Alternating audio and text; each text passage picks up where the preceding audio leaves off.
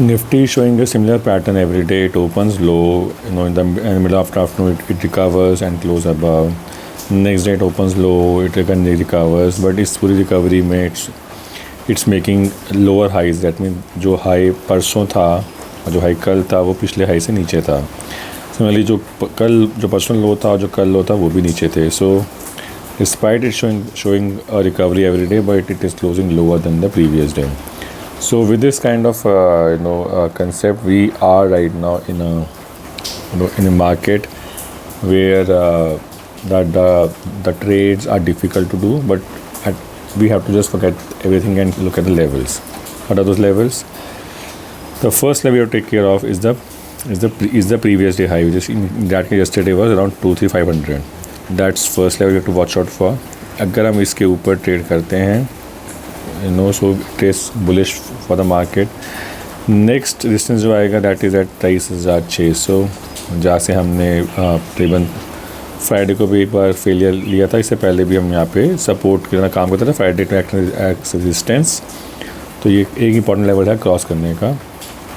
उसके बाद आएगा फिर 23,800, बट वो भी दूर है. Let's not talk about it. Down side कल का जो है एक अप्रॉक्सीमेट लो है which is I would say 23,200 is important. और उसके बाद अगर ये ब्रेक होता है और कंसिस्टेंटली रहता है इसके नीचे, तो फिर we are looking at level of 22,900 eventually. One more thing we should look out for is the closure of the day. हमने अभी तक चीज़ देखी कि ये जो है दोनों दिन पिछले 23,350 के ऊपर ही क्लोज दे रहा है. तो अभी तक 23,350 के नीचे एक भी दिन क्लोजर नहीं आया है.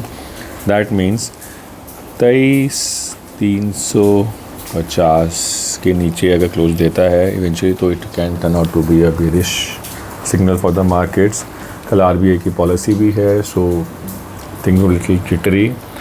सो the market really have to show some courage now to basically move up, and then from there it makes a journey ahead. But just keep an eye on this, and ensure that if close happens below 2350, then it's a very strong case of market going down. So with this analysis, I think I just want to say best of luck for today's trade. We are opening again lower. Let's see whether we still remains low or we recovers as we happened in the last 2 days. Thank you very much. Have a good trading day.